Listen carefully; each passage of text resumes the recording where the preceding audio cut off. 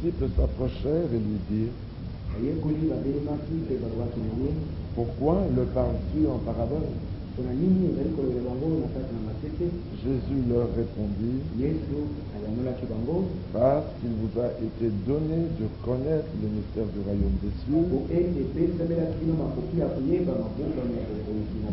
et que cela ne leur a pas été donné.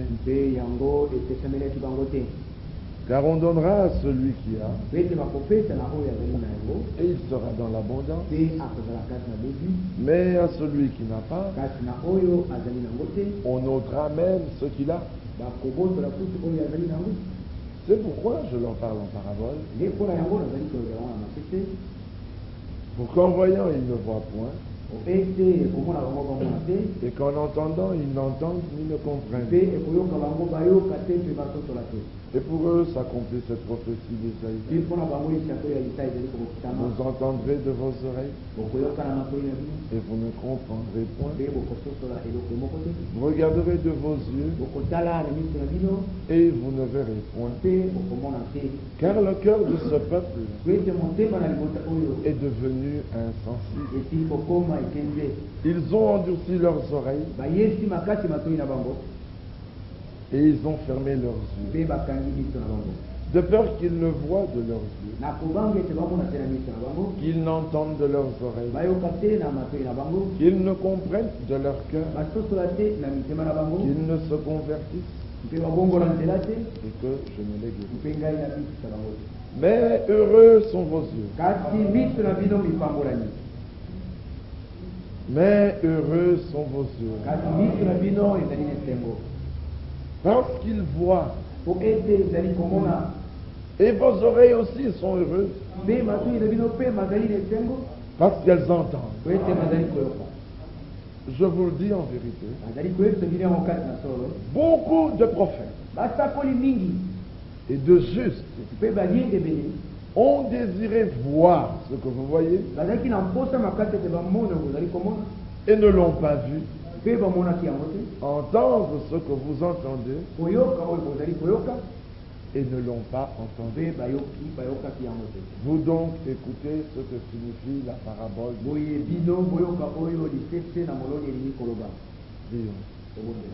Bien-aimés Père Céleste, ce matin encore nous sommes en ta présence, désireux d'entendre ta voix, et tu parles à nos cœurs, nous révélant ta pleine volonté, nous rendant obéissants à la parole dans la foi, nous donnant de marcher dans ta volonté, nous donnant les dispositions du cœur nécessaires pour être trouvés prêts lorsque Christ paraîtra. Nous sommes très faibles. Fortifie-nous ce matin. Soutiens-nous. Révèle-nous ta parole. Que Christ soit le centre de notre adoration. Qu'il puisse être pleinement révélé. Et que tout honneur et gloire te reviennent. Par Jésus-Christ notre Seigneur. De l'avant de nous. Amen. Le peuple qui vivait lors de la première venue du Messie était un peuple béni, parce qu'il vivait des temps annoncés par les prophètes. Quelque part dans les Actes des Apôtres, Actes chapitre 3, Pierre dit une chose. Il dit au verset 22 jusqu'à 24, Moïse a dit, le Seigneur votre Dieu vous suscitera d'entre vos frères un prophète comme moi.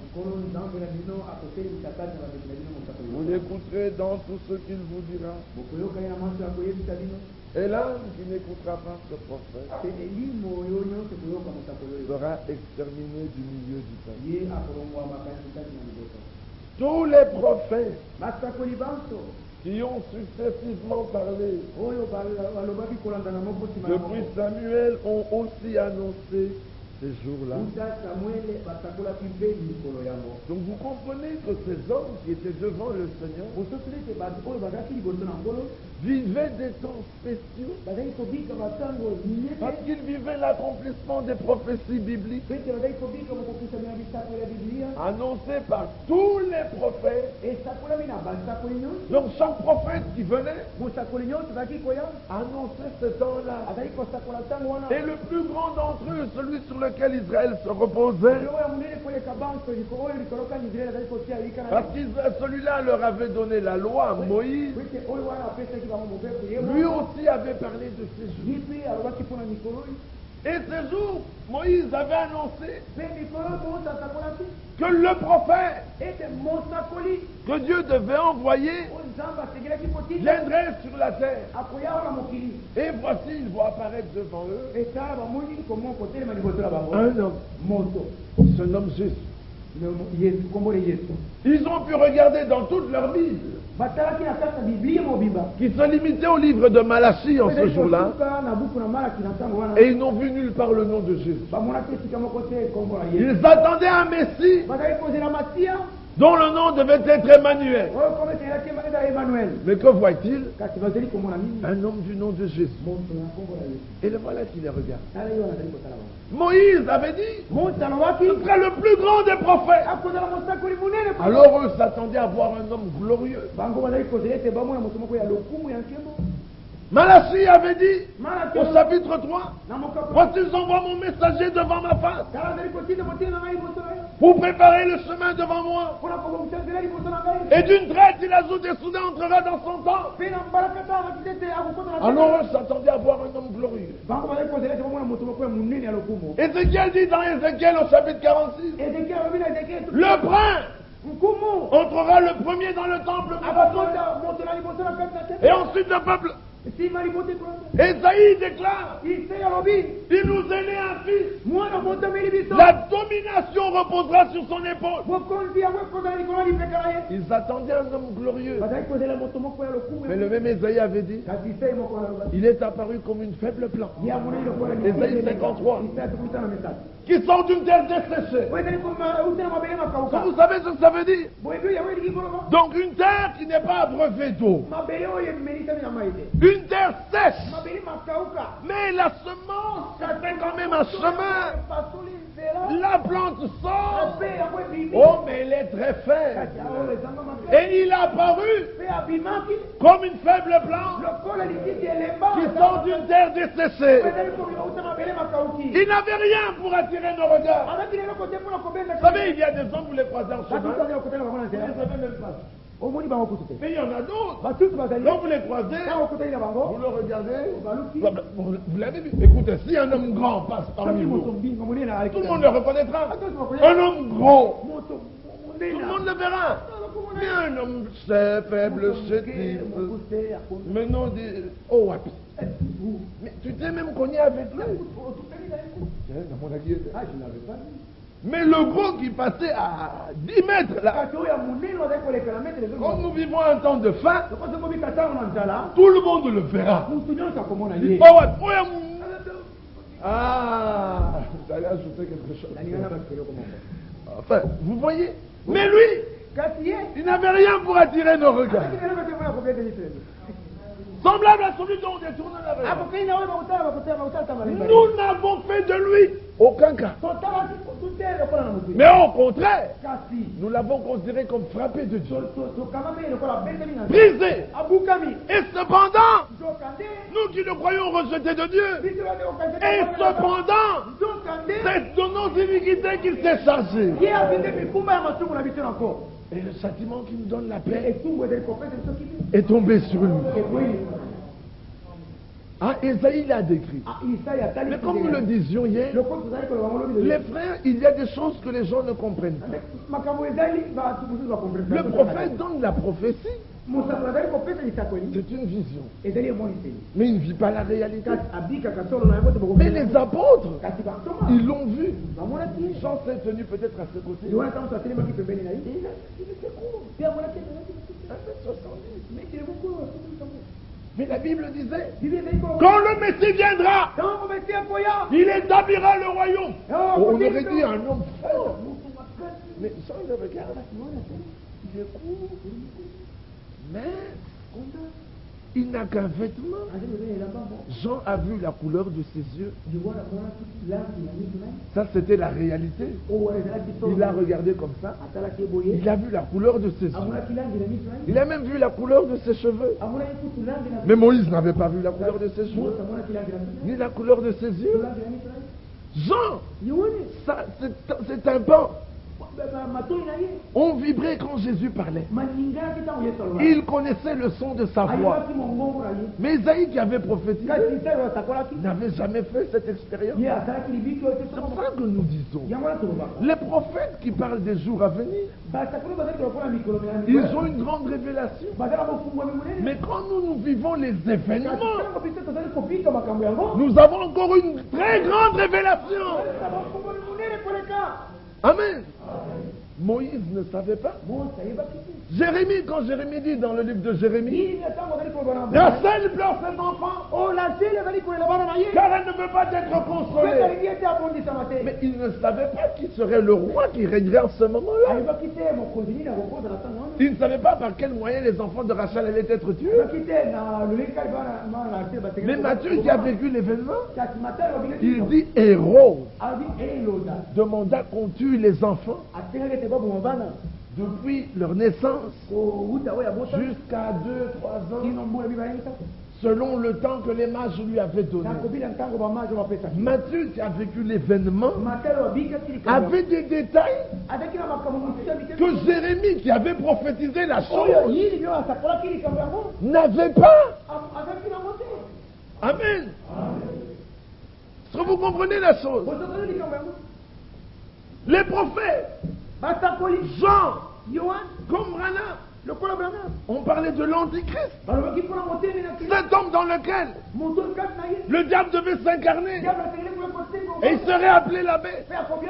Mais ils ne l'ont pas vu. Mais il y a des hommes qui le verront. Peut-être que c'est celui qui est là. Peut-être que c'est celui qui viendra après. Nous ne savons pas encore. Mais il y a des hommes qui le verront. Nous le verrons les faire venir. Les faire venir. Bango, les pluriel, afin de signer l'accord sur Jérusalem. Et alors nous dirons l'Antichrist dont les prophètes avaient parlé, c'est cet homme-là. C'est en lui que la bête le diable va s'incarner. Vous comprenez quand nous disons que nous qui vivons les réalités, nous avons des éléments que eux n'avaient pas vus. Jean avait vu la bête avec la tête blessée et la tête qui a été guérie. Et Jean a dit, et la tête fut guérie, et le monde entier fut dans l'admiration et suivit la bête. Le prophèt de l'heure, il dit, lorsque Berlin-Est sera rendu à Berlin-Ouest, l'Empire romain retournera dans la position dans laquelle il était lors du temps de Jésus-Christ. Il donne un élément plus important. Il s'agit de Berlin-Est qui doit être rendu à Berlin-Ouest. Mais nous, quand nous avons vécu ça, nous avons vu que les hommes qui étaient à la base de la chose, c'était Gorbatchev qui était en URSS. C'était le pape qui était au Vatican. Jean-Paul II, lui n'avait pas vu ça. On a vu Reagan aux États-Unis. On a vu Helmut Kohl en Allemagne et Mitterrand en France. Et on a dit, ah, voilà les hommes qui sont à la barre de la prophétie dont Jean a parlé dans Apocalypse 13. dont le prophète messager a parlé dans ses prédications. Eux ne les ont pas vus. Nous les avons vus. Nous donnons des noms à ces hommes-là. Des noms qu'eux n'ont pas pu donner. Parce qu'ils ont vu. Mais nous vivons. Alléluia. Celui qui vit, vous êtes heureux. Parce que vos yeux voient ce que les prophètes ont annoncé. Vos oreilles sont heureuses. Parce que vous entendez ce que eux vous ont annoncé. Ça vous comprenez? Le prophète a annoncé quand Berlin sera rendu à Berlin-Ouest. C'était une prophétie. Mais nous vivons la réalité. Nous voyons Berlin-Est rendu à Berlin-Ouest. Et nous voyons la guérison de la tête. La tête qui était blessée mortellement là. L'Allemagne, nous la voyons être guérie. Et nous entendons le président des États-Unis dit à l'Allemagne, vous êtes la tête de l'Europe. Alléluia. Vous, l'Europe, décidez. Nous ferons appliquer les décisions. Mais le prophète de l'heure, citant Jean, dit la deuxième bête, c'est Apocalypse 13. L'agneau qui était semblable à un agneau là. La bête qui était semblable à un agneau. La bête qui a fait deux corps. Le pouvoir religieux, le Conseil mondial des églises, la liberté de la religion, et l'autre, l'ONU. Cette bête qui est sorte de la terre, elle se met à parler le langage de l'autre bête. Mais quelle est l'autre bête? C'est l'Europe unie. C'est l'Empire romain qui existait déjà du temps de Jésus. Mais c'est l'Empire romain, la première bête. La première bête, ce n'est pas le Vatican. La première bête, c'est l'Empire romain. C'est l'arbre romain qui a tué Jésus. Amen. Ce ne sont pas des Juifs. Les Juifs, vous voulez le tuer. Et ils l'ont amené à Pilate. Pilate a dit, tuez-le vous-même. Ils ont répondu, nous n'avons pas le droit. Toi, crucifie-le. Et ils l'ont rendu à Pilate. Et Pilate dit, mais il n'a fait aucun mal. Il a dit qu'il est roi. Pilate eut peur. Et Pilate le fut crucifié. Le premier fils de Dieu, Jésus-Christ, il a été pendu à l'arbre romain. C'était pas encore le Vatican. C'était encore l'Empire romain païen. Mais ensuite, l'Empire romain païen devint l'Empire romain pagano-papal. Donc la première bête, celle d'Apocalypse 13, celle de Daniel 7, c'est l'Empire romain. C'est l'Europe unie que nous voyons. Et chose étrange, le monde entier commence à parler le langage de la bête. Quand l'Europe dit une chose, le monde entier doit accepter. Le Palestinien Arafat, le Juif Shimon Peres, et l'Américain Bill Clinton disent qu'on doit faire une conférence sur le terrorisme en Égypte.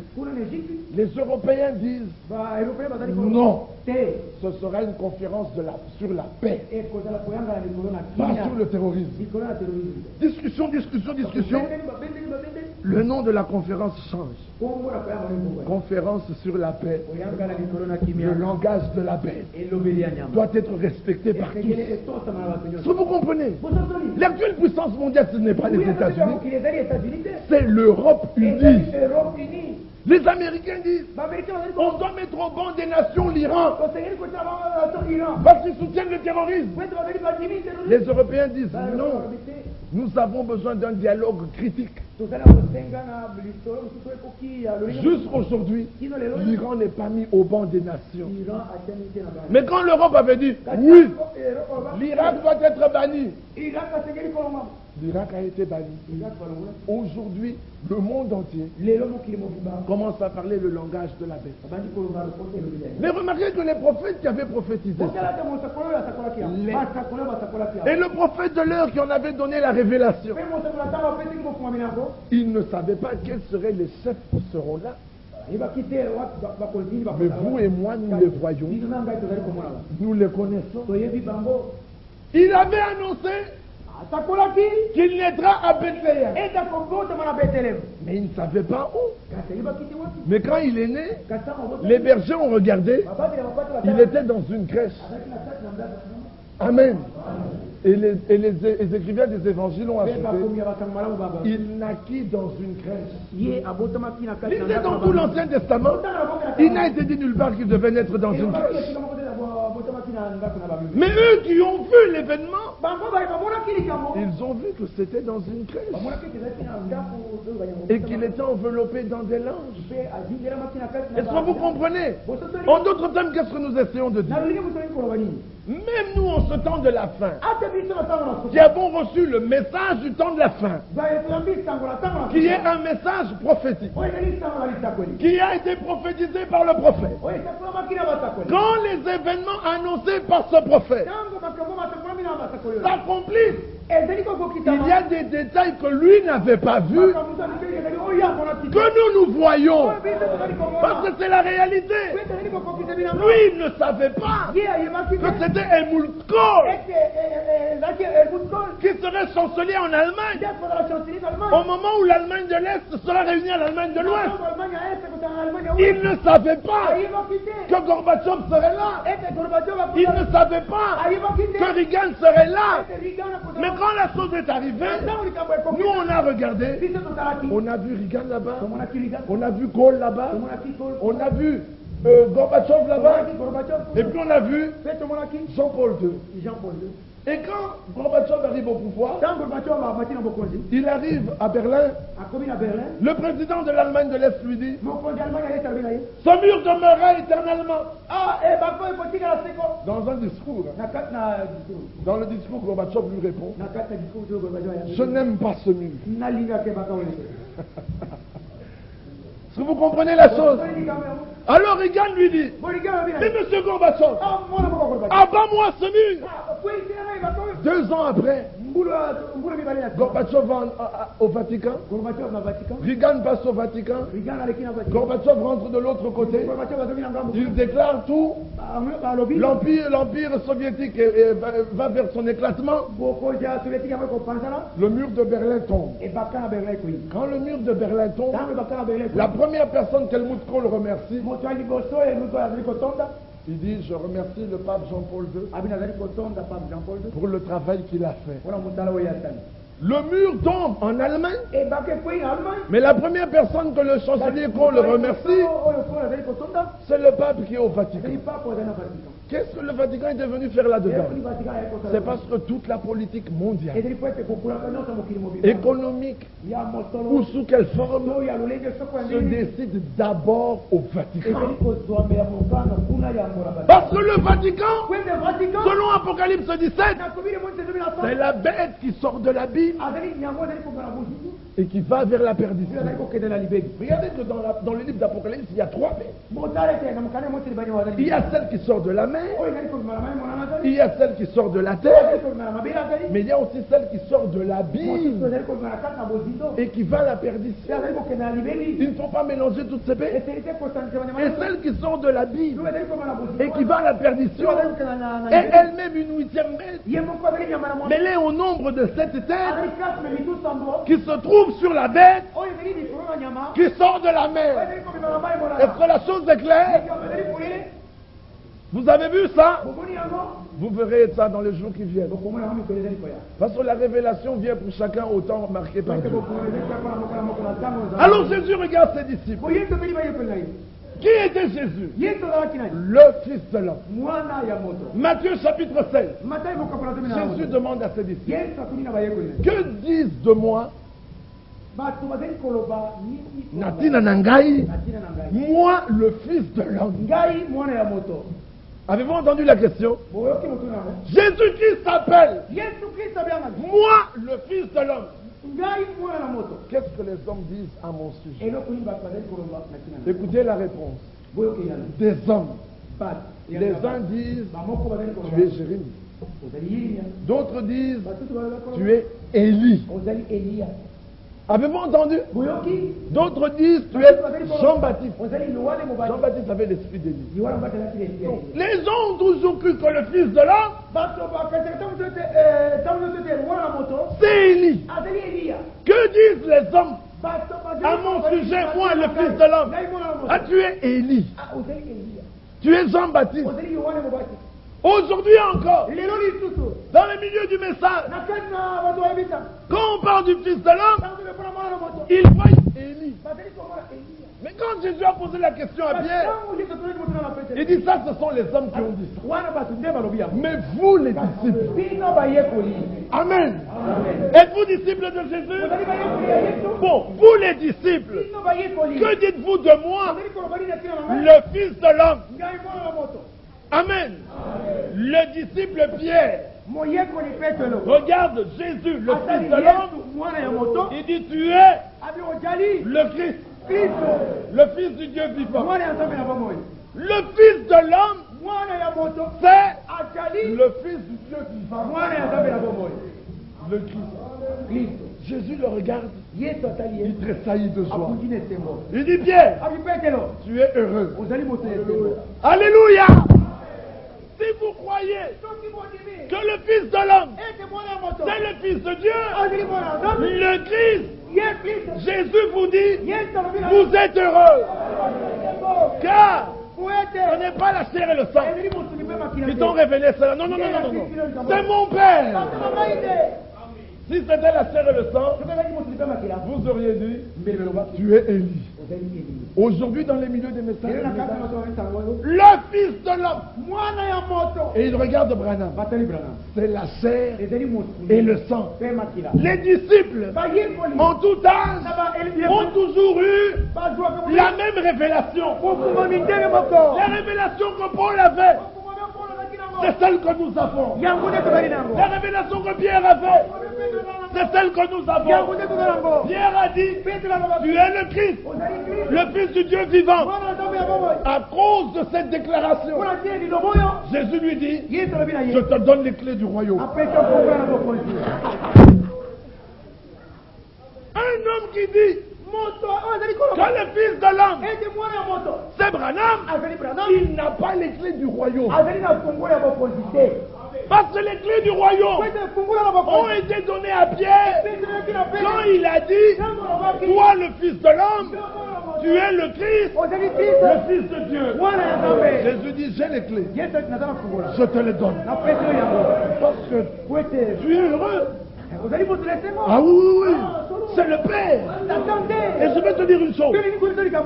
Moi, je bâtirai mon église. Ce n'est pas toi, Pierre, qui va la bâtir. Ni Paul, ni Branham, ni Firmin. Moi, Jésus, je vais la bâtir. Mais je vais la bâtir sur quoi? Sur la révélation que tu viens d'avoir. La révélation là, que tu viens d'avoir. Que le Fils de l'homme, c'est le Fils de Dieu. C'est Jésus. C'est là-dessus que je bâtis mon église. Et je te dis un secret. Les portes du séjour des morts ne pourront pas résister. Alléluia. Le séjour des morts a des portes fermées. Mais quand un homme vient avec cette révélation, ces portes doivent s'ouvrir. Et les morts reçoivent la vie. Amen. Parce que dans l'Ancien Testament, on appelait Ézéchiel fils de l'homme. On appelait Moïse fils de l'homme. On appelait Isaïe fils de l'homme. Qu'est-ce que cela voulait dire? Jésus est le fils de l'homme. Et chaque prophète est un fils de l'homme. Jésus est le fils de Dieu. Et chacun de nous est un fils de Dieu. Es-tu le fils de Dieu? Non, tu es un fils de Dieu. Car le fils de Dieu, c'est le Christ, le fils de l'homme, le roi d'Israël. Jésus est le souverain sacrificateur. Et nous sommes des sacrificateurs. Est-ce que c'est clair? Jésus est le roi. Et nous régnerons avec lui. Est-ce que vous comprenez la chose? Jésus était rempli de la plénitude de l'Esprit. Et nous devons être remplis du Saint-Esprit. Mais lui seul a la plénitude. Amen. Alors dans Luc 17:30, dans vos Bibles est écrit, il en sera de même lorsque le Fils de l'homme paraîtra.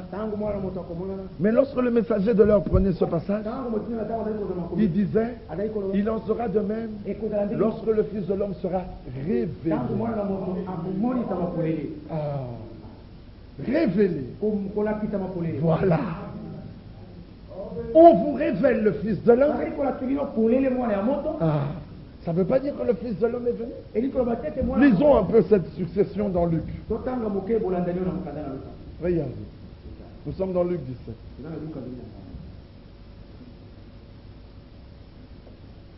Verset 28.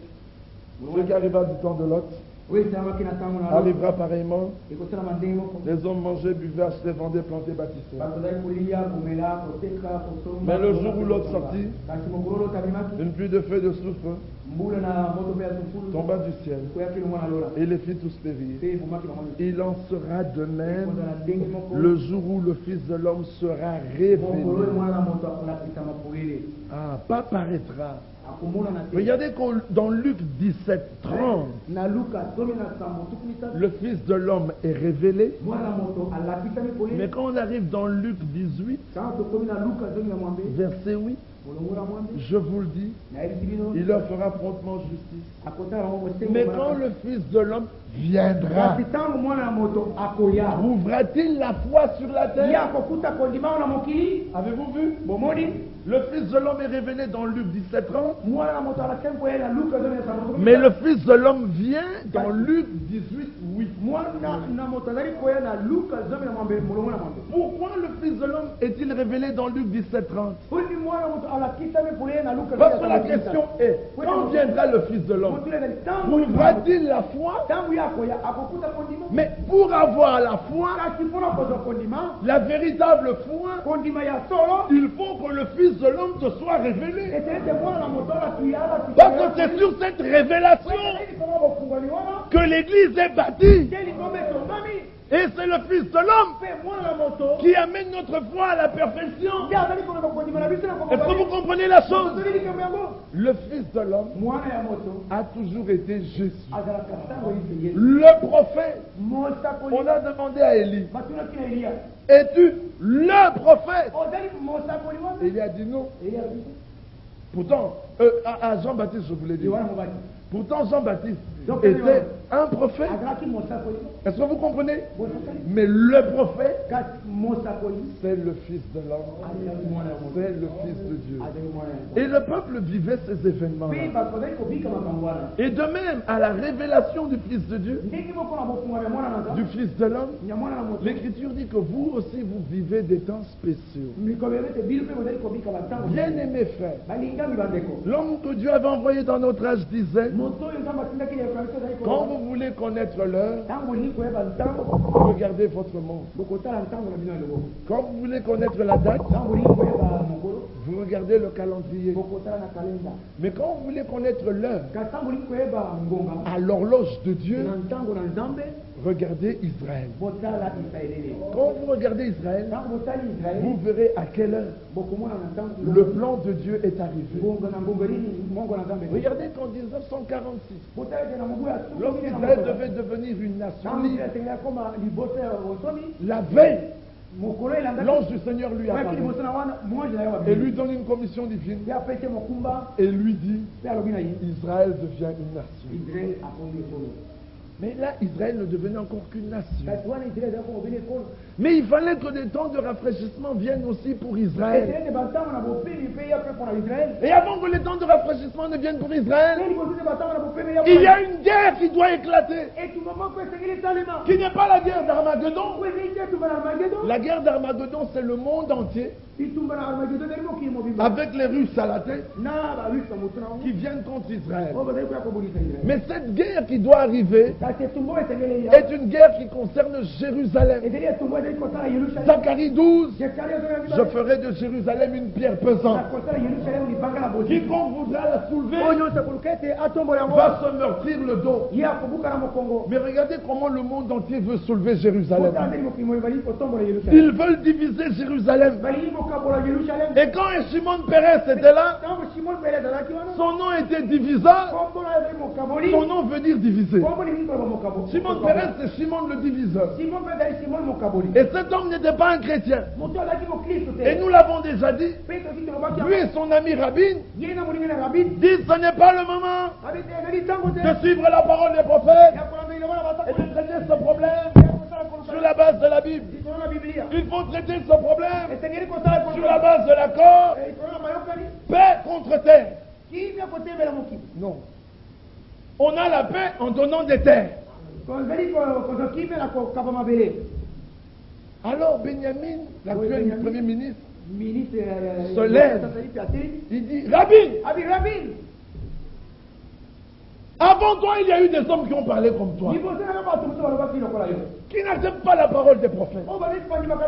Mais laisse-moi te dire que la parole des prophètes sera valable jusqu'à la fin. Amen. Et elle s'accomplira. Quand vous voyez la chose, et quand cet homme est élu premier ministre, la première chose qu'il fait, il va au mur de lamentation et il adresse une prière à Adonai. Alors Seigneur, est-ce que vous comprenez? Et dans son premier discours, il ponctue, il dit: on ne discutera jamais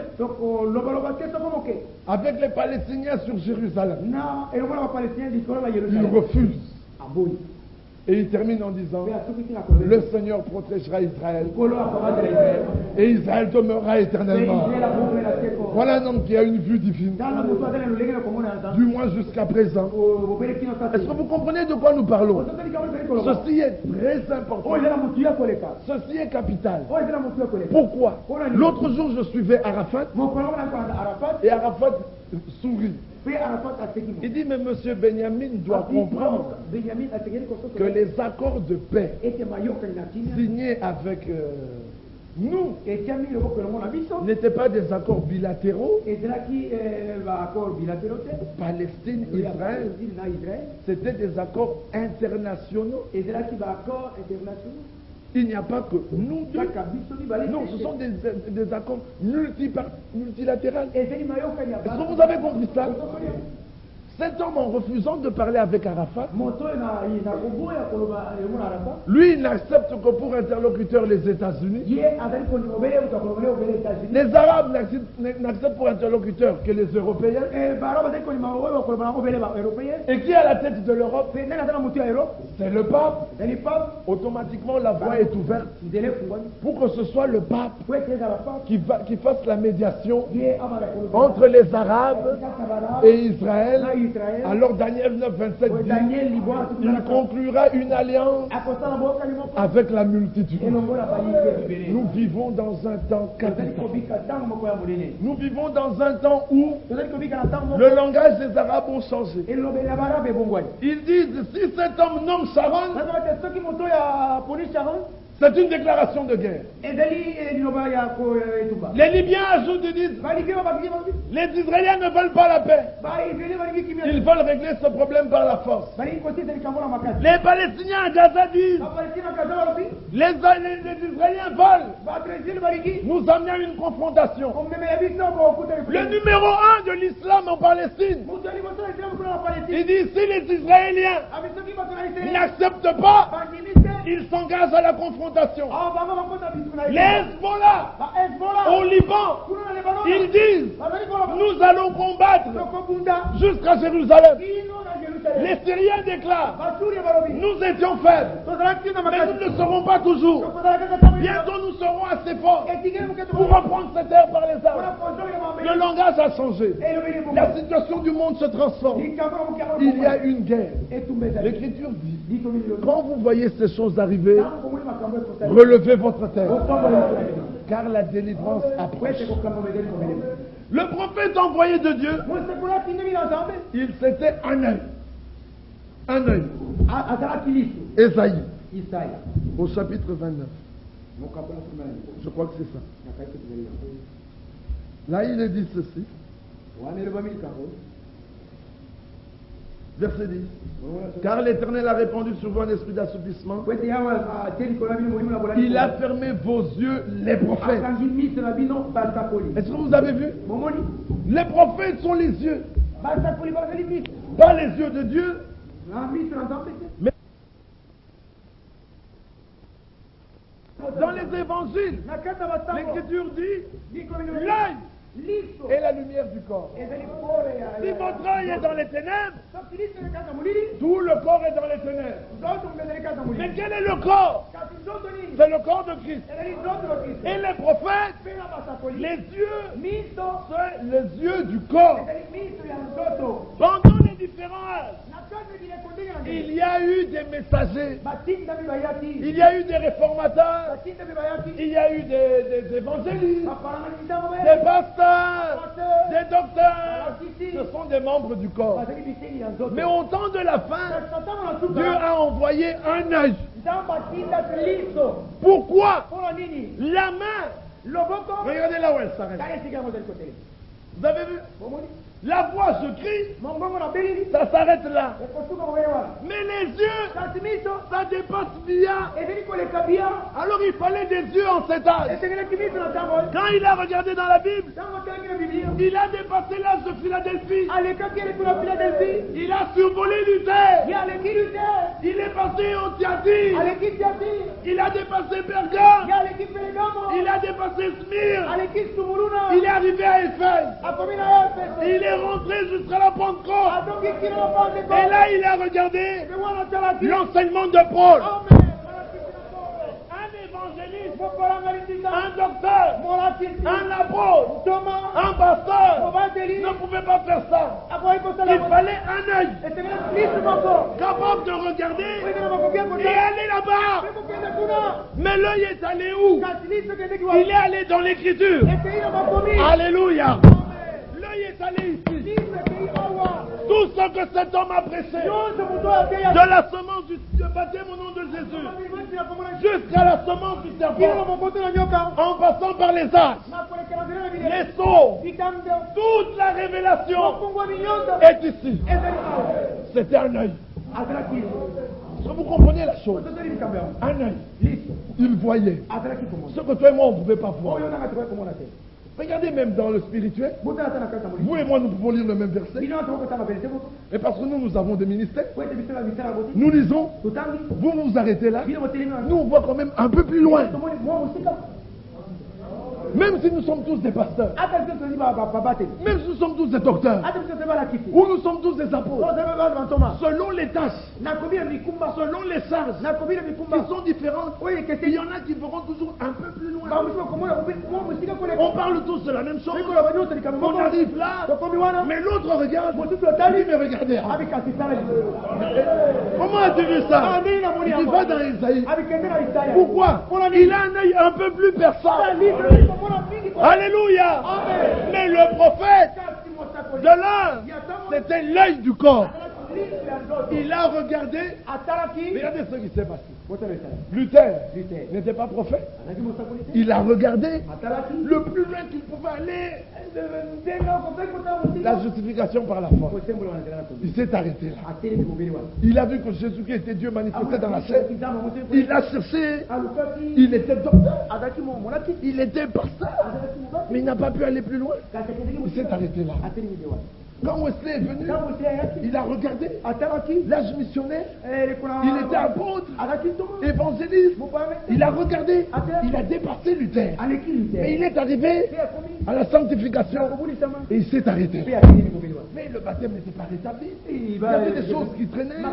Alors Dieu maintenant, comme il voulait avoir à la fin une église comme celle qui était au commencement. Comment l'église du commencement a-t-elle commencé? Le Fils de l'homme, Jésus, a pris toute la parole. Il a semé. Et à la Pentecôte, ça a donné l'église parfaite. Alors, Dieu qui voulait la même chose, il envoie un prophète avec le ministère du Fils de l'homme. Il n'était pas le Fils de l'homme, mais il avait le ministère du Fils de l'homme. William Branham avait le même ministère que celui que Jésus avait.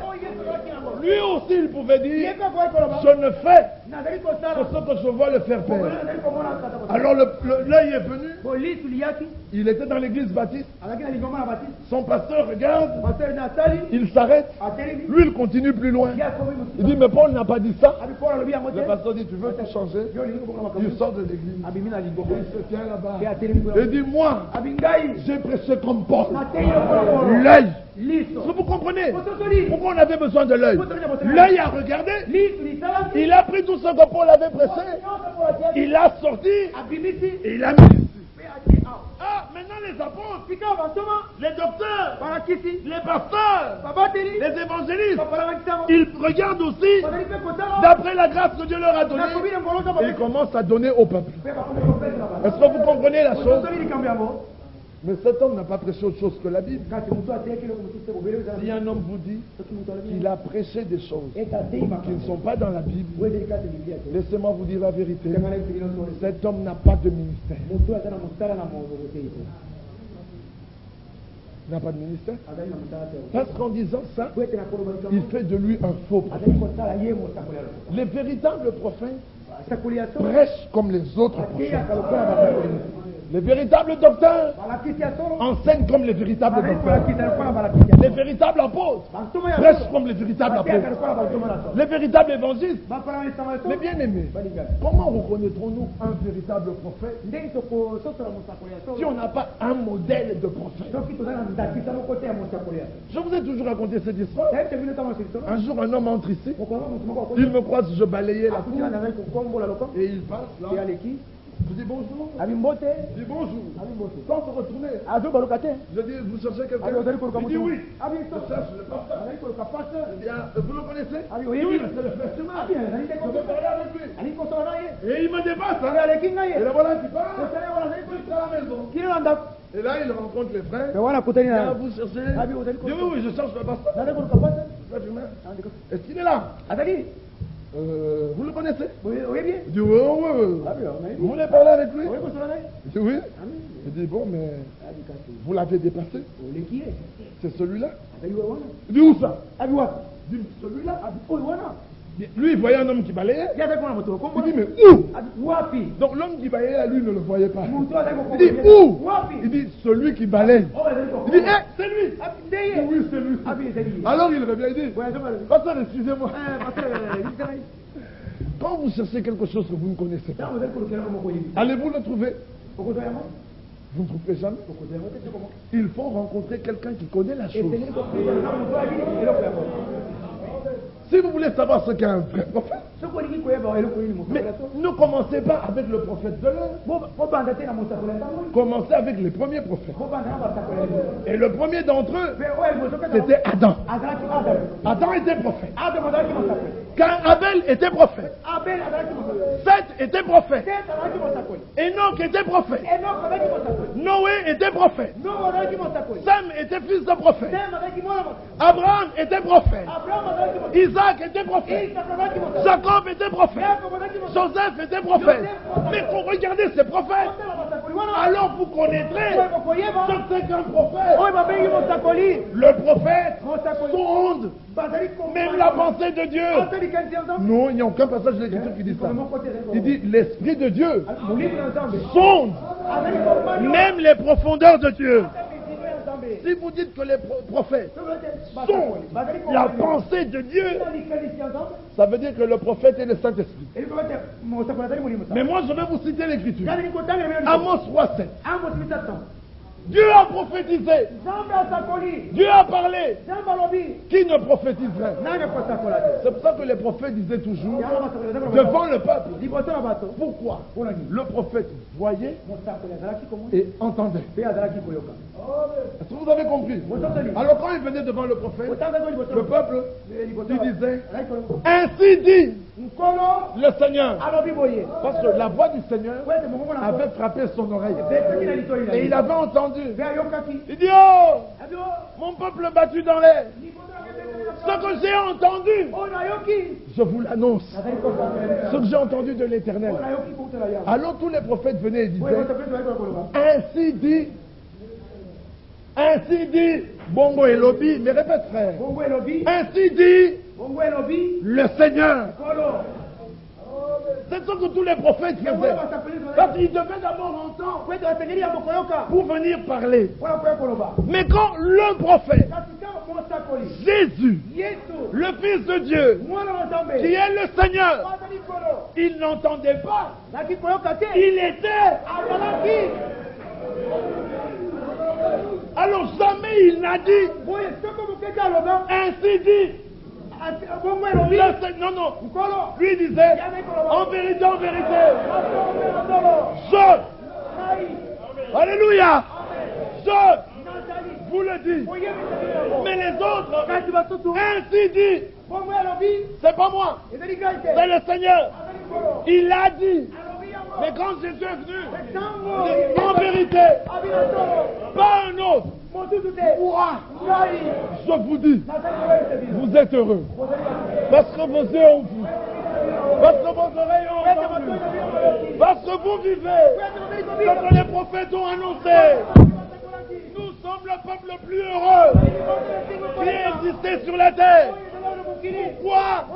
Nous vivons l'achèvement de l'œuvre de Dieu.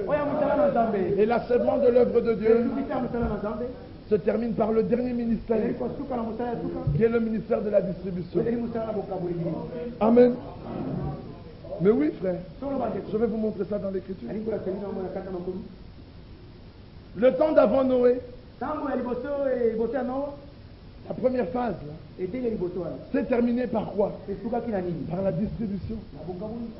Dieu a dit à Noé, j'ai vu la méchanceté des hommes. Tu vas bâtir une arche. Elle sera. Tu feras entrer toutes les espèces animales. Toutes, tu les feras entrer. Mais voici aussi ce que tu vas faire. Tu vas prendre toutes sortes de nourriture. Tu vas emmagasiner. Tu vas mettre ça dans l'arche. Ça te servira pour nourriture. Pour toi. Pour ceux qui sont avec toi. Et pour les animaux. Alléluia. Amen. Pourquoi? Dieu voulait faire un changement. Et quand Dieu veut faire le changement, il donne toujours ce ministère de distribution. Mais il ne peut pas y avoir distribution s'il n'y a pas eu emmagasinage. Est-ce que vous comprenez la chose? Et Noé est venu et il a bâti l'arche. Dieu a dit à Noé, tu feras entrer. Mais qui a fait entrer? C'est pas Noé, c'est Dieu. Or Noé pouvait attraper une brebis et la faire entrer. Mais le boa. Comment Noé l'a-t-il fait entrer? Au contraire, il était assis. Il a vu un boa qui venait. Il regarde. Boa. Son fils dit, papa, un boa. Il dit, c'est Dieu qui l'a fait venir. Laisse-le. Même lui, il aura part à la distribution. Il a vu une vipère, un cobra venir. Vous savez comment les cobras sont là? Noé restait calme. Il dit, entre, toi aussi tu mangeras. Oui, il a vu le lion venir. Les fils regardent le lion. Il dit, papa, même le lion. Il dit, même le lion. C'est Dieu qui lui a dit de venir. Et le lion est venu. Il regarde Noé. Et puis il entre. Il entre. Et là, dans l'arche, lui aussi, il regarde sa place. Il va, il s'assoit. Il voit à ce côté une chèvre. Regarde la chèvre, lui dit. Et on était encore dans le monde. Mais comme nous sommes dans l'air, ici c'est un autre ordre qui règne. Ici c'est l'ordre divin.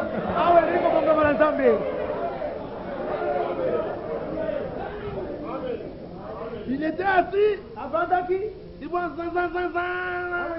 une mouche. Il dit, mais la mouche pour l'attraper, il faut la tuer. Comment l'aurais-je fait entrer ici? La mouche, le passe est lente. Il faut des moustiques. Les moustiques les dépassent et entrent. Tout être vivant. Qui les a fait entrer? Dieu. L'arche, c'est le corps. Le corps de Christ. Vous voulez faire entrer les gens dans le corps de Christ de force? Non. Proclamez comme Noé.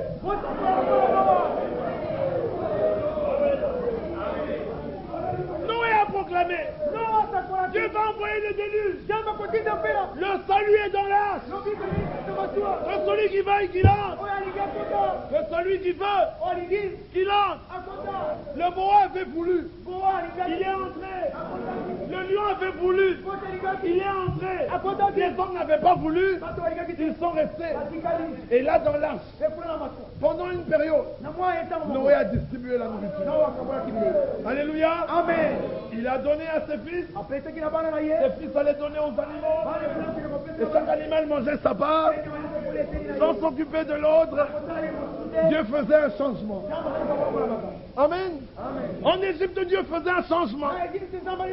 Le peuple devait sortir de l'esclavage pour retourner dans la terre. Mais il fallait quand même la nourriture. Et Joseph a distribué la nourriture. Est-ce que vous comprenez? Élie aussi, c'était un temps de changement. La terre était devenue sèche. Dieu punissait les hommes à cause du péché d'Akab. Il fallait qu'il y ait un changement. Élie avait été envoyé pour ramener les cœurs à Dieu. Et pour cela, il fallait d'abord qu'un temps de sécheresse passe. Et Élie, Dieu lui dit, va au torrent. Là tu vas boire. Il buvait au torrent, mais Dieu lui dit, j'ai chargé les corbeaux de te nourrir. Vous avez entendu? Les corbeaux. Vous qui connaissez le message, vous savez ce que c'est qu'un corbeau? Un corbeau, c'est un animal, un oiseau. Il peut manger la même nourriture que la colombe. Mais ensuite, il va manger des français. Quand Noé était dans l'arche, il a vu que la pluie avait cessé. L'eau avait baissé. Mais quand l'eau avait baissé, les corps étaient toujours là. Il y avait de la putréfaction sur la surface de la terre. Est-ce que vous comprenez, des choses pourries partout là? Vous voyez même ici quand il pleut et que l'eau entre, l'endroit est désagréable pour marcher. Mais il a envoyé un corbeau. Le corbeau est sorti. Il a vu la boue, il a vu les cadavres pourris, il a dit de la nourriture en abondance. De la nourriture en abondance. Là-bas, je n'entendais qu'une version. Bible. Il ramassait tout là. Noé attend le retour du corbeau. Le corbeau ne revient pas. Noé dit le corbeau est un mauvais message. Je vais envoyer une colombe. La colombe n'aime que les choses pures. Amen. Amen. Elle ne pose pas ses pieds sur la saleté. Elle ne mange pas la saleté. Pourquoi? Parce que la colombe n'a pas en elle cet organe qui est capable de prendre les mauvaises choses, les transformer pour tirer simplement les bonnes. La colombe ne doit manger que des bonnes choses. Le grain pur. S'il prend un peu de mauvaises choses, malade, c'est terminé pour lui. Alors Noé envoie le corbeau. Le corbeau sort. Le corbeau, la colombe. Il regarde. C'est vrai que l'eau est entrée. Mais partout il y avait de la partout de la saleté. Il n'avait pas d'endroit où poser les pieds. La colombe revient dans l'arche. Et quand Noé prend la colombe et dit, ce n'est pas encore pour nous le temps de sortir. La terre est pourrie. Vous comprenez? La colombe lui dit, la terre est pourrie. Et quand il relâche la colombe, il voit la colombe qui part, qui ne revient pas. Il dit, ah, la terre a été purifiée. Maintenant je peux sortir. Mais maintenant, notre frère Élie, le prophète de Dieu, Dieu l'envoie au torrent pour boire. Et Dieu lui dit, j'enverrai le corbeau pour te nourrir. Et vous savez ce que le corbeau lui a amené? Du pain. C'est une très bonne nourriture. Parce que le pain est tiré des grains de blé. C'est de la bonne nourriture. Une très bonne. Mais en même temps, il lui a amené aussi de la viande qui pourrit, où il y a des vaches folles. Vous avez toujours vu que la viande, il faut que les vétérinaires contrôlent. Sinon, vous aurez toutes les maladies possibles. Et le corbeau a mis à Élie et des bonnes choses et des mauvaises choses. La viande. Et Élie a mangé. Mais à un moment donné, le torrent s'est tari. Dieu lui dit, j'avais prévu ça. C'est pourquoi tu ne manges plus la nourriture des corbeaux. Maintenant, va à Sarepta. Là, il y a une veuve. Une femme qui a un fils. Elle va te nourrir. Quand Élie descend à Sarepta, la femme ne lui a plus donné de la viande. Elle a pris de la farine. Elle a mêlé à l'huile. La farine qui est le type de Christ. L'huile qui est le Saint-Esprit. Elle a fait un beau gâteau et l'a donné à Élie. Il y a un temps, même dans nos assemblées, là où on allait, les corbeaux nous nourrissaient, mélangent des bonnes choses et des mauvaises. Mais l'heure de Dieu a sonné. Ne mangez plus la nourriture des corbeaux. Allez à Sarepta. Retrouvez la veuve, celle qui avait agréé Élie. Quand elle a reçu Élie dans sa maison, son fils est mort. C'est dans un roi 17, je pense. Et quand son fils est mort, elle dit à Élie, tu es venu pour rappeler ma faute.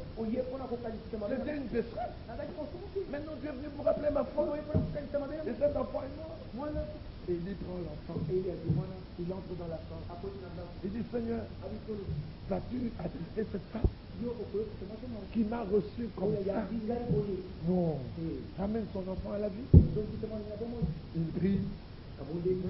L'enfant il revient. Et puis l'enfant revient à la vie. Élie prend l'enfant. Il l'amène à la femme. La femme prend l'enfant. Elle regarde Élie. Elle dit maintenant. Disons cela, pour que cela reste bien ancré dans vos esprits.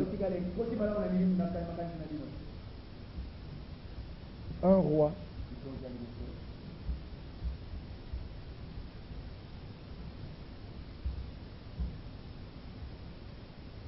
verset chapitre 17,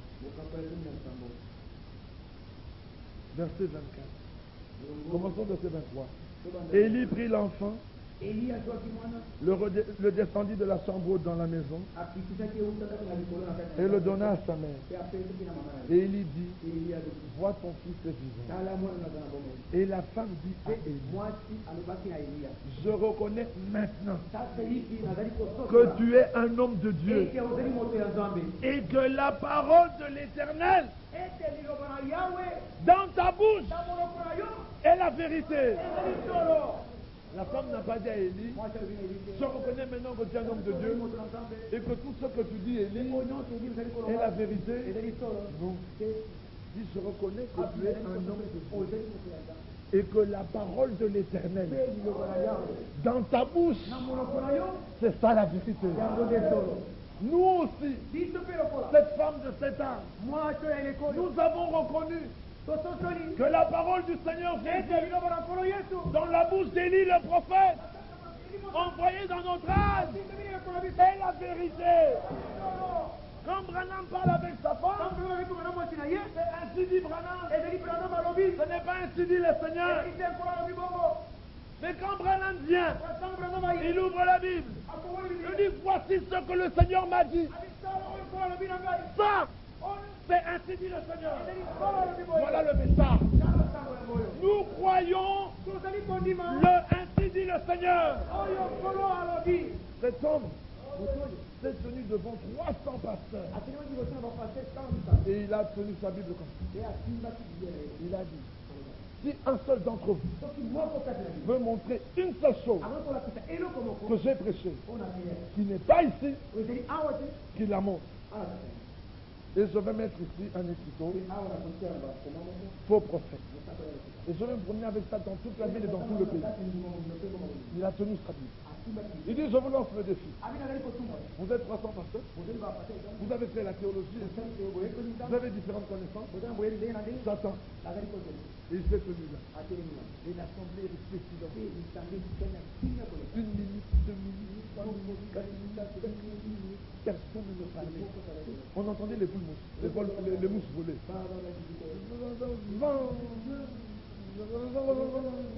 Tellement ils étaient silencieux.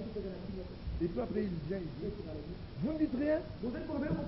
Et alors, si vous reconnaissez que tout ce que j'ai dit, pourquoi vous acharnez-vous contre moi? Puisque vous avez reconnu ça, repentez-vous et que chacun de vous se fasse baptiser au nom de Jésus. Le jour que j'avais lu ça, j'ai dit, oh Seigneur, voilà l'homme que je cherche. Donne-moi, Seigneur, si je dois prêcher, que chaque chose que je veux proclamer, que je sois capable, comme cet homme, de le démontrer de la Genèse jusqu'à l'Apocalypse. Mais quel prédicateur avons-nous aujourd'hui? Quand ils commencent avec la divinité, ils ouvrent la Bible. Quand ils arrivent au baptême de Jésus, ils ouvrent la Bible. Et après, le prophète a dit des choses. La Bible est là. Ça vient d'où ça? Ils viennent d'ailleurs. Cette inspiration vient d'ailleurs. Peut-être que ce sont des véritables hommes de Dieu, mais qui ont été momentanément placés sous une mauvaise influence. Un jour, Frère Franck s'est retrouvé devant plus de 300 prédicateurs. Il dit, vous vous attaquez toujours à moi. Mais si quelqu'un peut prouver une seule chose que j'ai dit, qui n'est pas dans cette Bible, qu'il vienne ici et qu'il le montre. Le même silence. Est-ce que vous comprenez, frère? Chacun de nous, homme de Dieu, appelé et envoyé, doit être capable de dire la même chose. Ce que j'ai dit, je l'ai trouvé. Tant que ce que tu dis, tu n'as pas démontré ici. C'est toi? Un jour, j'ai vu un homme, je vous l'avais dit l'autre jour, il est venu et il me dit, frère, les tonnerres sont révélés. Tu connais la révélation? Il dit oui, frère. Je lui dis un instant. Dans le 7e saut, Frère Branham avait dit que ce mystère était tellement important que quand cela devait être proclamé, tout s'est arrêté dans le ciel. Il n'y avait pas le moindre mouvement. Les anges qui disaient Saint, Saint se sont tus. Depuis qu'ils ont été créés, eux et les êtres vivants, tous les jours, à tout instant, notre Dieu aime l'adoration. Les musulmans ont dit qu'il faut prier 5 fois par jour. Nous disons du matin au soir. Saint, Saint, Saint est le Seigneur. Saint, Saint, Saint. Mais quand cela devait être révélé, tout s'est arrêté. Et Frère Branham dit, parce qu'il y avait le moindre mouvement, la chose aurait été révélée. Le diable l'aurait connu et il aurait fait beaucoup de dégâts. Il me dit oui. Je dis alors maintenant écoute, comme tu connais la révélation, celle-là dans ton cœur, ne ferme aussi ta bouche. N'en parle pas. Le jour où tu en parles, le diable l'entendra. Et il fera beaucoup de dégâts. Et après, maintenant tu es compliqué. Je dis non. Frère Branham disait, quand je veux faire quelque chose, je n'en parle pas. Parce que quand j'en parle, le diable l'apprend et il s'arrange pour me mettre des bâtons dans les roues. Alors quand je veux faire quelque chose, je garde ça dans mon cœur. Jusqu'au jour où je peux mettre ça en application. Lisez le 7e saut. Vous verrez ça. Alors je dis au frère, maintenant, pour respecter ce que ton prophète a dit, quand tu vas me parler, peut-être là, il est à côté. Dieu aussi est là. Il est là. Moi, je suis là. Si tu ouvres la bouche, et tu commences, les tonnerres il va entendre. Et s'il entend, quel dégât ne va-t-il pas faire? Alors je t'en supplie, frère, avec ta révélation, non seulement tu la gardes, mais n'en parle à personne. Car s'il y a du désordre, c'est à cause de toi. Mais maintenant le désordre dans son message. Vous avez vu comment il est venu? Au début, tout le monde était un. Il n'y avait pas de problème. Mais le jour comme Mukuna, le premier, il a dit au roi Osaïe, il a dit, je sais ce qu'ils ont dit. Il a ouvert la bouche, l'assemblée a éclaté. Les gens sont montés à Rigini, d'autres sont allés à Salongo. À Rigini, ils n'en parlaient pas. Là, ils ont commencé. Les seigneurs sont révélés. En 1000 morceaux. Nous sommes éparpillés sur la surface de la ville. Partout, ils ont commencé. Ils n'ont pas respecté le conseil du prophète. Bien aimé frère, toi qui connais la révélation de ton âme, c'est toi. Au côté de mon boulot. Au côté de mon boulot. Pourquoi? Le diable l'entendra.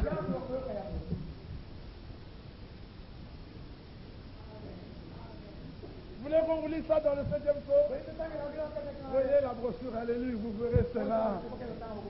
Cela. Il est grand temps que chacun de nous ait un fondement dans l'écriture. Nous prêchons la parole écrite.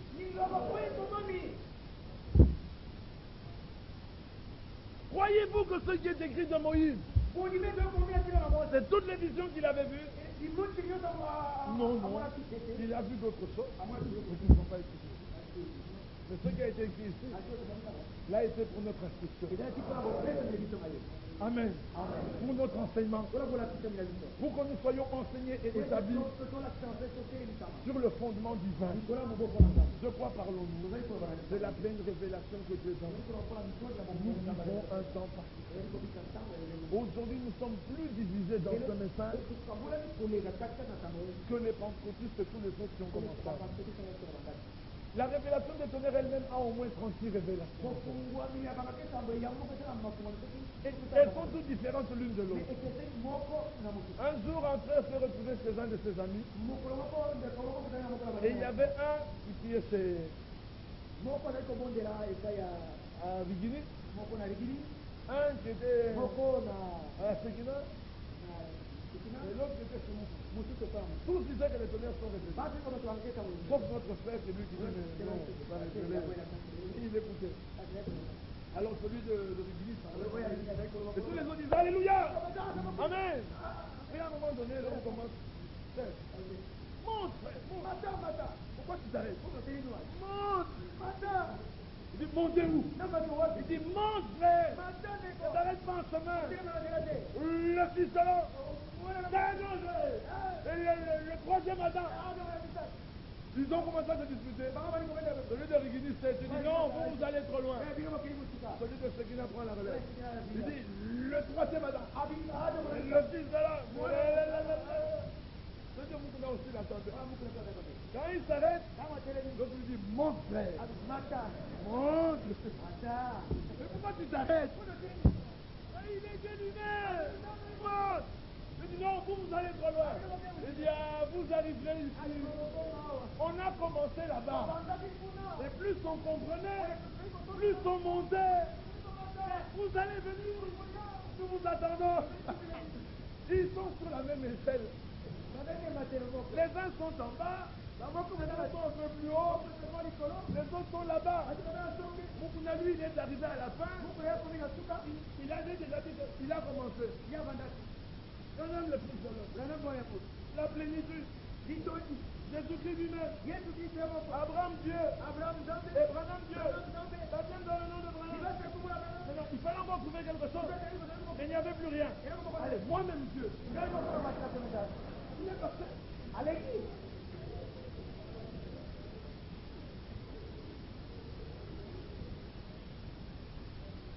S'il ne s'arrête pas, nous tous Dieu.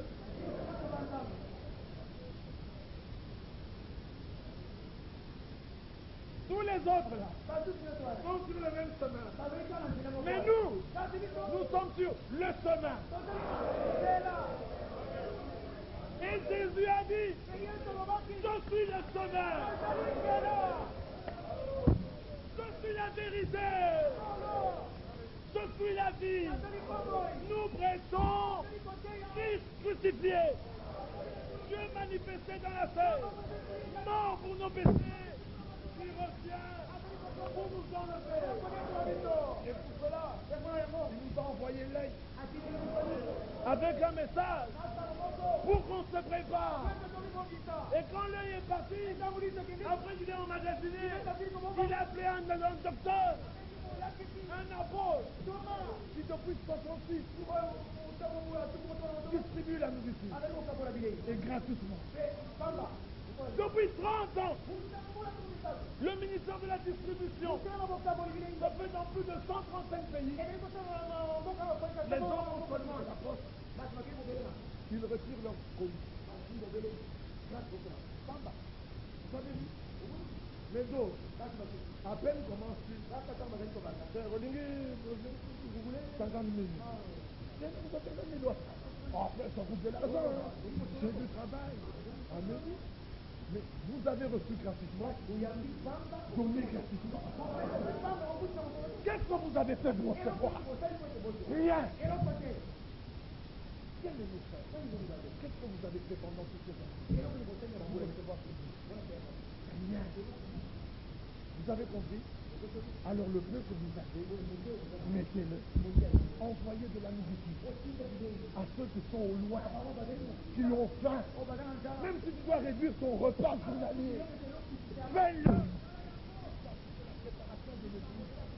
Vous voulez manger avoir toutes les petites blouses et petits pantalons que vous voulez, avoir toutes les belles maisons que vous voulez, et le peuple de Dieu a faim, il n'a pas de nourriture.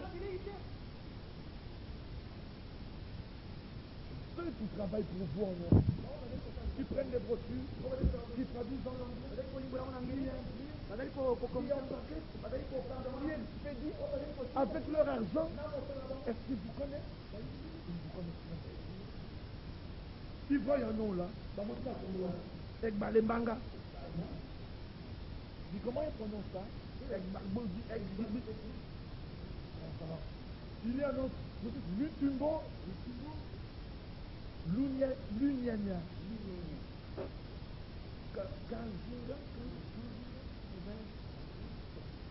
Son des noms qu'on ne connaît pas. Et il regarde son nom. Il va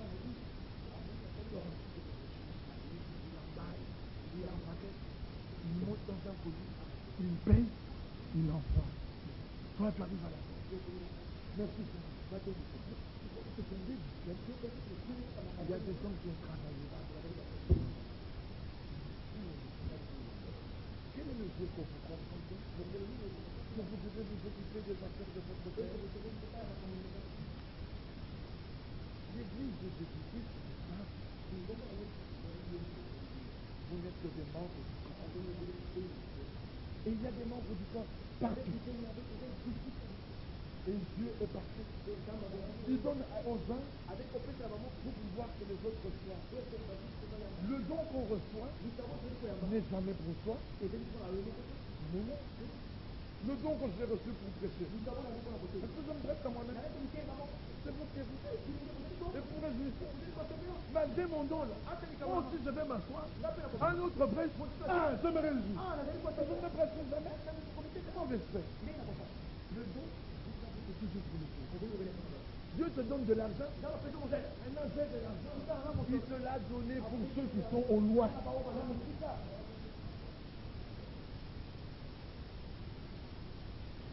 Et chacun a une tâche. Et laissez-moi vous dire, il n'y a pas de plus petit que d'autres dans le royaume.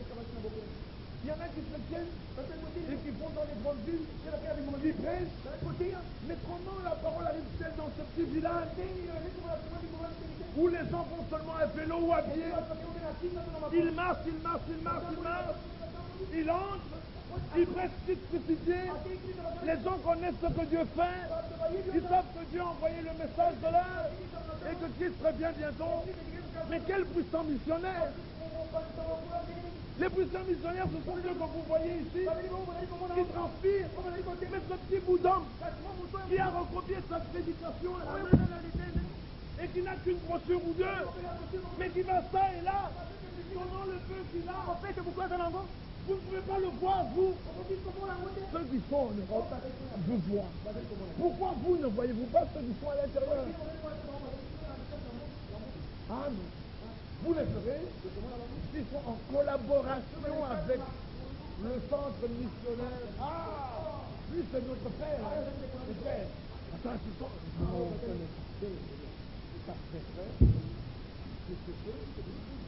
Le centre missionnaire de bibliothèque restaurant. Mais l'épouse partira.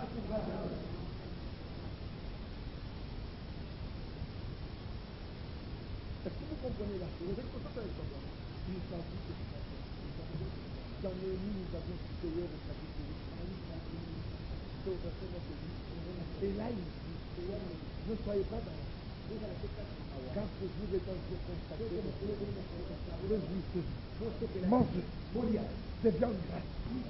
Buvez du vin doux. Allez.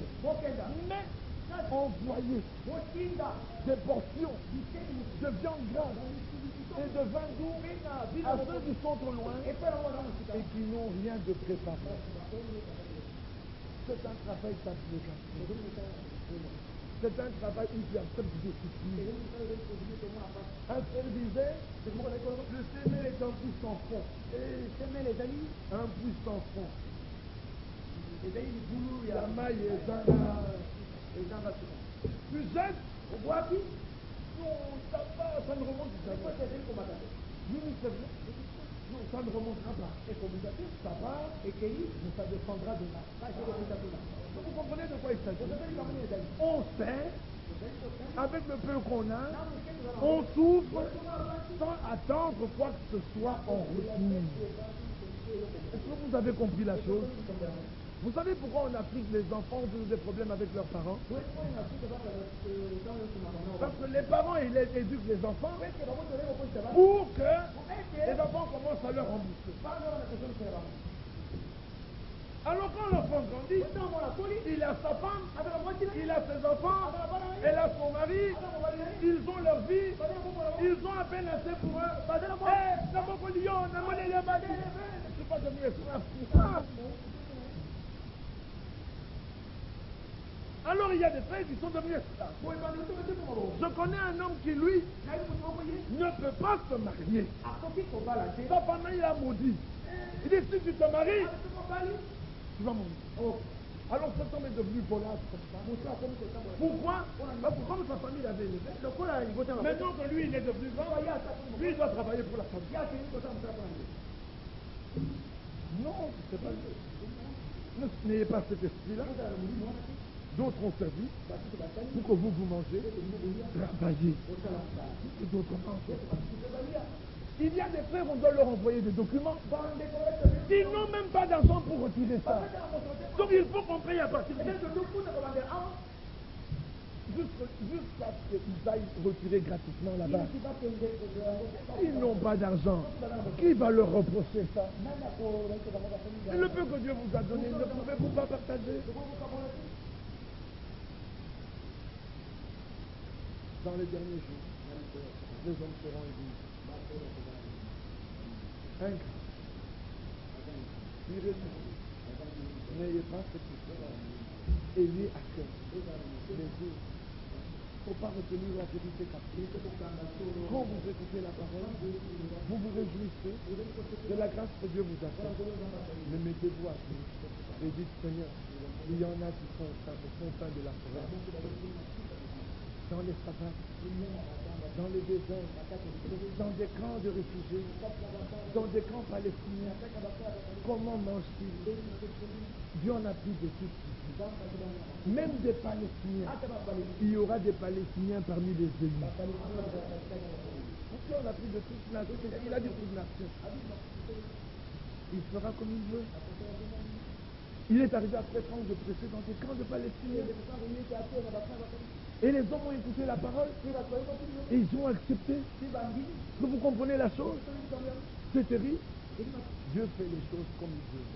Notre souhait, le désir de notre cœur, c'est que vous soyez conscients, que vous compreniez que comme nous vous avons toujours dit, le peuple de Dieu, ce n'est pas ce 4 000. Il y en a sur la surface de la ville, partout ailleurs. Il y en a dans le pays, partout ailleurs. Il y en a dans le monde, partout ailleurs. Et le peu que Dieu peut vous donner de pouvoir faire, pour que ces hommes soient nourris de la parole, nous vous en supplions dans le nom du Seigneur, pour le salut même de vos âmes. Faites-le. Vous savez que pour le salut, Christ est mort. Mais il y a quand même des récompenses, selon le travail que chacun aura fait dans le royaume.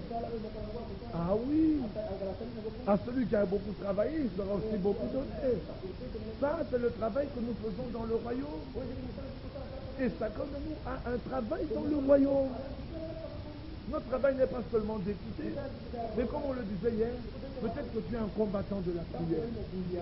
C'est ça, comme ça que Dieu t'utilise. Un autre Dieu va l'utiliser en exhortant les anges, sans devenir un grand prédicateur, sans se tenir ici dans l'assemblée. C'est ça comme ça que Dieu l'utilise. Tous Dieu nous utilise par la vie que nous menons. Les gens regardent votre vie et disent non, non, non, non. Ta vie est différente de la nôtre. Ce n'est pas parce que nous sommes sauvés qu'on vive n'importe comment. Non. Il faut que par ta vie, les gens qui te regardent, ils sont pressés. Ils disent, quel douceur. Je le connaissais. Roucoulant, rugissant, grondant comme un ours. Mais regardez comment il est devenu. Je connaissais ses ambitions. Mais regardez quelle humilité. Je connaissais ses choix, mais regardez sa transformation. Dans notre vie, nous sommes des prédicateurs. Ah oui. D'autres, eux, ils n'ont que des capacités à travailler. Peut-être qu'ils n'ont pas de possibilités. D'autres ont des possibilités. Et chacun selon ce qu'il a. Oh, mais laissez-moi vous dire une chose. Quand la veuve mettait la piste dans le tronc, Jésus regarda tous les pharisiens qui mettaient là, et dit, cette femme, elle a mis plus que tout ça. Parce que celle-ci, elle a donné sur son nécessaire. C'est-à-dire, elle en avait besoin. C'était nécessaire. Mais elle a pris. Et est-ce que c'est violent? Mais tous ceux-là, ils ont donné sur leur super. Donc, ils ne savaient plus que faire avec. C'est bon, ça, je peux quand même. Eux-là, ils ont donné sur leur super. Il ne s'agit pas de vous exposer à la vitesse pour que d'autres reçoivent. Il s'agit que chacun prenne conscience que Dieu a appelé, que vous avez reçu gratuitement, vous devez aussi donner gratuitement. Vous n'êtes pas là rien que pour écouter la parole. Vous êtes là pour penser à tous les jours et à prier pour eux. Ils ont besoin de vous. On a reçu une lettre un jour d'un frère qui était extasié. Il dit, vous ne me connaissez pas, je ne vous connais pas. Je vous remercie pour ce document que vous nous avez envoyé. C'est bon, vous ne connaissez pas. On a simplement eu le nom de la ville quelque part. On a mis, on a fait le paquet, c'est parti. Et quand c'est arrivé, ils disent, vous ne me connaissez pas. Mais vous avez pensé à moi. Que Dieu vous bénisse. Vous savez comment Frère Baréli a fait? Au début, il a envoyé comme ça. On mettait simplement dans des boîtes postales d'inconnus. Des gens qui ne connaissaient même pas. Et les gens ont commencé à demander en retour. Et voilà comment les gens ont reçu la parole de Dieu. C'est ceux qui faisaient la vie. Et qu'ils connaissent Dieu. Parce qu'ils sont connus de Dieu. Si réellement chacun de nous prenez cela à cœur, laissez-moi vous dire, même à 5 ans, nous ferons une œuvre missionnaire qui bénira tout le pays et qui bénira des multitudes. Parce que laissez-moi vous dire, jusqu'à présent, cette œuvre de distribution ne fonctionne qu'avec le concours d'une quinzaine ou une dizaine, disons même une dizaine de personnes. Vous êtes à combien? Nous sommes ici plus de 500. Et laissez-moi vous dire, tous ceux qui travaillent au bureau, en commençant par moi jusqu'au dernier secrétaire et n'importe qui, il n'y a aucun qui reçoit des colis venant de Lausanne. Il n'y a aucun colis qui vient dans mon nom. Ni au nom de Kabouédou, Diadienne, de Georges, de David, de Ben, de personne. De ça là, personne. Tout ce qui vient, c'est vous qui recevez les autres. Mais c'est nous qui travaillons. Parfois jusqu'à 2 heures du matin. Ne soyez pas inconsidérés. L'heure est avancée. Nous vivons la préparation de l'église de Christ. L'achèvement aura lieu du niveau. Et il faut que tout le monde soit en place. Et que chacun soit trouvé à sa tâche. Pouvez-vous comprendre ces choses, frère? Que ceux qui ont compris disent Amen. Que Dieu vous aide. Ce n'est pas si difficile que ça. Quelle est la meilleure chose? C'est celle de servir Dieu. Et vous voyez, les gens ne comprennent pas grand-chose. Un autre disait après un jour, maintenant que tu as terminé, tu dois travailler. Il dit oui, je travaille. Il dit ah, tu as trouvé du travail. Il dit ah, c'est bien, où ça?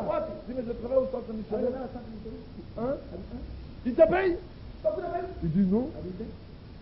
Mais qu'est-ce qu'il y a de mieux que d'avoir comme patron Jésus-Christ? Vous voulez comme patron Bemba? Rockefeller? Non. Nous avons pour patron Jésus. Je ne suis pas payé. Il n'est pas payé. Il n'est pas payé. Personne n'est payé. Une autre, on lui dit, on dit que vous allez la contribution. Pour la reçoit à centre. Pour venir travailler au centre. Mais c'est le Dieu du ciel. L'Écriture dit dans l'Ecclésiaste, jetez votre pain à la surface des eaux. Au temps convenable, il remontera. Mais le pain ne peut pas remonter. Quand vous jetez le pain sur la surface, il reçoit de l'eau, il descend, il se disperse en tout petit morceaux. Les poissons mangent ça, et son compte est réglé. Mais Ecclésiaste dit, ton pain à toi, même si c'est un puits sans fond, il remontera. Alléluia. Dieu est amour. Je ne veux pas vous retenir plus longtemps. Nous comprenons que nous vivons dans un temps particulier. Dieu a établi un homme pour la distribution. Et bien aimé, vous avez trouvé grâce aux yeux de Dieu d'être dans cette distribution-là. Aujourd'hui, nous sommes dans la ligne parfaite de ce que Dieu fait. Et nous participons à ce dernier ministère. Est-ce qu'un frère est allé quelque part? On lui dit, il leur dit, mais j'ai appris qu'à Limité, ils distribuent la nourriture. Il dit non, ils n'ont pas encore commencé. Ce n'est pas un problème. Ce qui est important, c'est que les gens mangent. Amen. Ceux qui mangent, ils savent qu'ils ont mangé. Et Dieu se chargera de vous. Je vous en supplie. Que le Seigneur réveille votre esprit. Que l'amour de Christ puisse vous rester. Il fait bon à son service. Il est doux et agréable. D'abord pour mettre ce doux sauveur. Amen. Il fait bon à son service.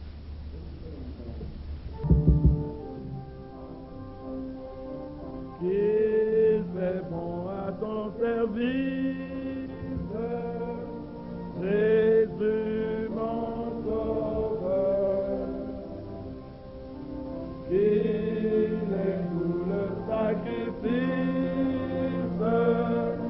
Je t'offre mon cœur.